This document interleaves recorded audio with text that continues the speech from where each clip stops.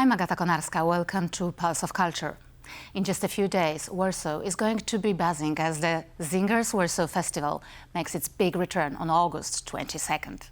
The city's streets will be filled with incredible music, theater, and vibrant Jewish culture. Joining me right now is actor, creator, and one of the driving forces behind the event, Dawid Szurmiej. Dawid, great to have you here. Welcome to the show. Thank you so much for having me here. I love being on the Pulse of Culture, so it's my pleasure. Nice to hear it. So first of all, let's start and let's go back to the roots. How did this whole amazing journey start? Wow. Well, it started. It absolutely started years ago. It would be the year. It's a long story. Yeah, it's a really long story, but it's a beautiful story. You know what? The Singer Festival was always a dream of my mother's. She believed that there should be a big Jewish culture festival in Warsaw, a city which essentially was 30% Jewish. Before the war, there was so much Jewish culture, there was an osmosis between Yiddish and Polish cultures. And it was such an integral part of Polish culture of the interwar period that it was important to have that. And when the first concept of the Singer Festival came up, I remember I was much younger than I am today, and I still partook in it, which is absolutely amazing. And thank you to her for having me do that at a young age.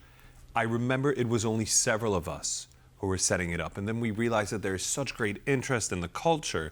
We had thousands and thousands of people coming out to Grzybowski, which is the epicenter of the festival, for the various concerts, that we started growing it, and now in the 23rd edition, it's grown to over 100 events throughout the course of a week.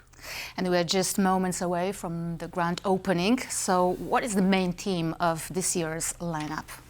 You know what? I don't know if we have a set theme for this lineup, for this year.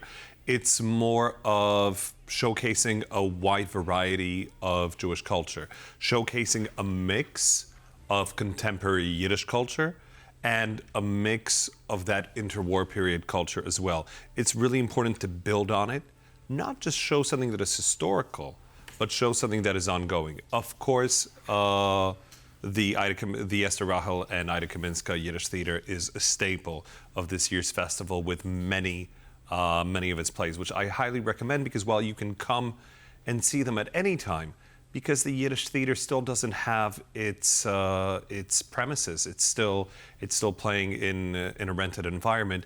This is the perfect time to see as many shows as possible.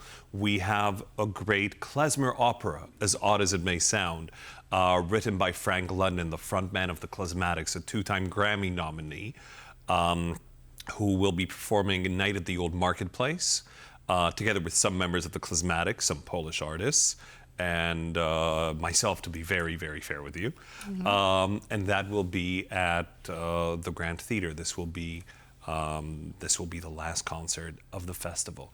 We obviously a kind of closing ceremony, yeah? In a way, yeah. It will be a closing ceremony, and I would say, this is important because it's something that's based on a 19th century play, but that is very, very contemporary, and that is the most important thing for us as the organizers. We want to showcase that Yiddish culture has been and is a staple of Polish culture. And that it is and has always been an integral part. We're so happy that so many Warsawians come, and so many people come from abroad even, and we're happy to see the same faces year in and year out. Your family name, Szurmiej, is practically synonymous with the preservation of the Jewish culture in Poland. How do you personally feel to step into this edition? Wow, it is a great honor, but it's also something that I treat very seriously. While many of my family members, myself included, do also a lot of other things in life, we realize that there is a whole legacy, not of our family, but that there is a whole legacy of so many playwrights, of so many musicians, of so many actors, and that preserving that culture is one thing, but moving that culture forward and 20 years ago, I would have said keeping it alive. Now I can say making it flourish because it's more than alive. That is so important, and I am glad that I can be a small part of that. And it's exciting to see how Warsaw's landscape has changed, how that Yiddish culture has again become an important part to all of us as Poles, especially in times that aren't very evident, that aren't easy, that we have begun to embrace that years ago, and that it's something that we can develop together. Mm-hmm. I imagine that growing in such a artistic family, the festival was a huge part of your life. So you have some special memories from the past? I do. Other than the therapy sessions and the years in therapy. But in all seriousness, jokes aside, Mm-hmm. there are many great concerts that I remember. You know what?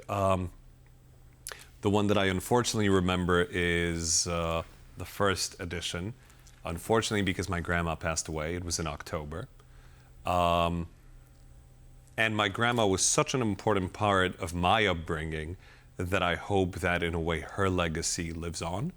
Every year we do an event called In Mother Sonia's Kitchen. Sonia happened to be my grandmother. And it's an evening of cooking and talking, because the one thing that everybody remembers is my grandma's cooking, which was absolutely amazing. So while it might not sound important, that's the personal thing that I have. Now, when I think of the artists throughout the years, there were so many, just so many. There was an amazing concert by Matisyahu at Plac Grzybowski. Huge concert, I think. Now I can say this. I think we had a turnout of 10,000. I think we never officially reported it because it was too big of a turnout. There was an amazing concert, which I remember, by Nigel Kennedy in the All Saints Church at Plac Grzybowski. Several amazing concerts by Joshua Nelson, gospel concerts. Again, not an evident thing at a Yiddish culture festival. So that was absolutely amazing. And then I think of all the artists that come together, because we don't have that many Yiddish theaters across the globe. There is one in Bucharest, there is one in New York, and it's amazing when artists from these various theaters come together as well and perform here, which we've had throughout the years. And I think that's the most important. I could go through also many, but I guess for me it's exciting that the festival evolves as I grow older with it. There was a big tent where there were parties. It was called the Tanzbuda, which basically means the dance hall. And we've come back to that. We're again going to have a dance hall at Senatorska now, where the theater resides in the meanwhile.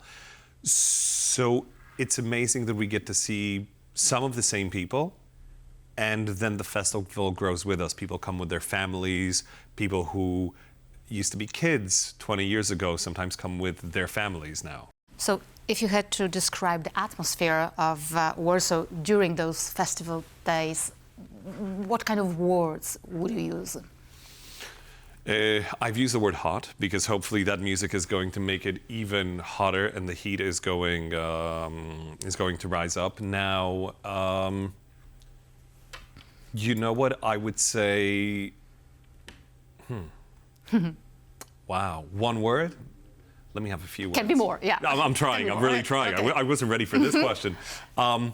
You know what? I think it's a holiday of culture. I think it's truly a holiday. I would call it, I'm going to use F words, such as family, fun, and friendly.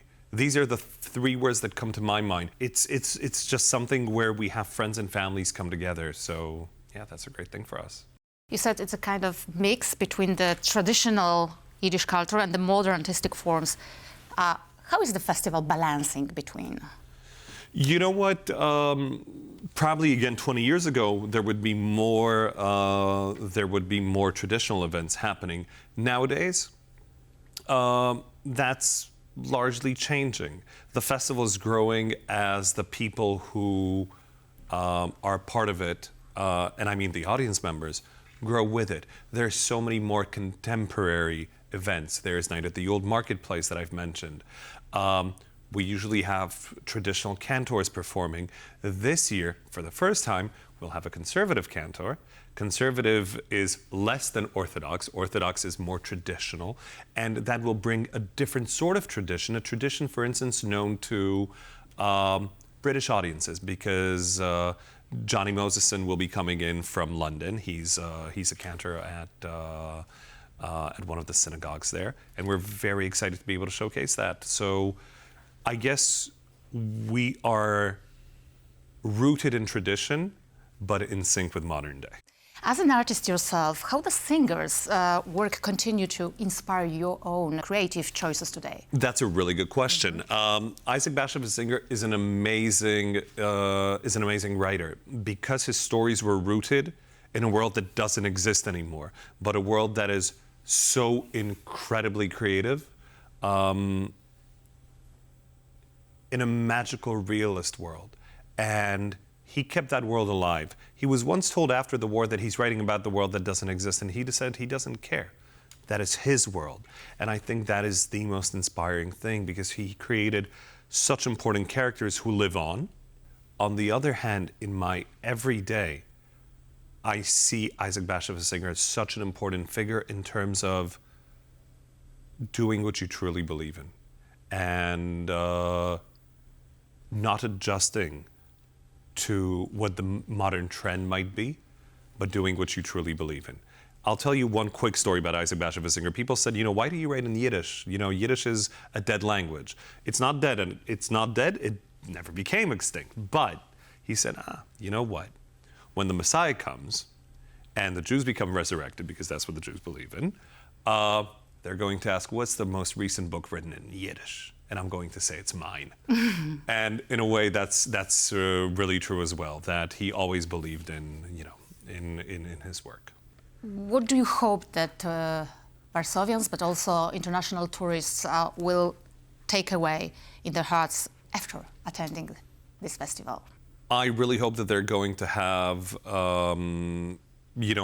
such an array of events that they're going to come back, and it's something that's going to live with them throughout the year, that the Warsawians will come back to the Jewish theater to see the shows and sort of see the events that are perhaps happening there. When it comes to other audience members, that they might explore Jewish culture across the globe, and they might see, hey, what is the most recent contemporary stuff that is happening? Because this is just the epitome. This is the top of the iceberg. This is the 1%. Hopefully they're going to want to see the other 99% of it. And looking ahead, how do you see the future of Singers Warsaw Festival? I see it really bright. The Singers Warsaw Festival has been to, and goes every year, to Leoncin, Radzymin, and Biłgoraj, mostly because Leoncin and Radzymin cannot decide where Zinger was born, so both of them their claim to fame is, their claim to fame is Zinger was born here, so we go to all the places. Zinger's Festival has been present in New York, and you know what? I would hope that remains.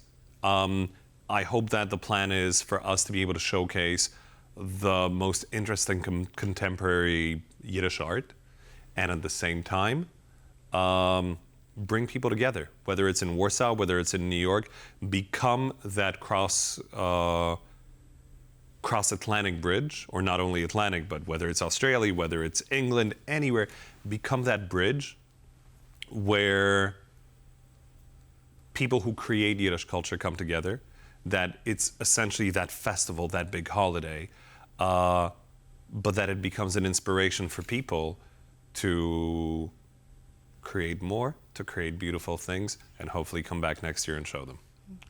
I'm sure that you'll be successful with building all these bridges. Thank you very much for joining us. And that's all we have for you today. Thank you for your attention, for watching us, and stay tuned with TVP World.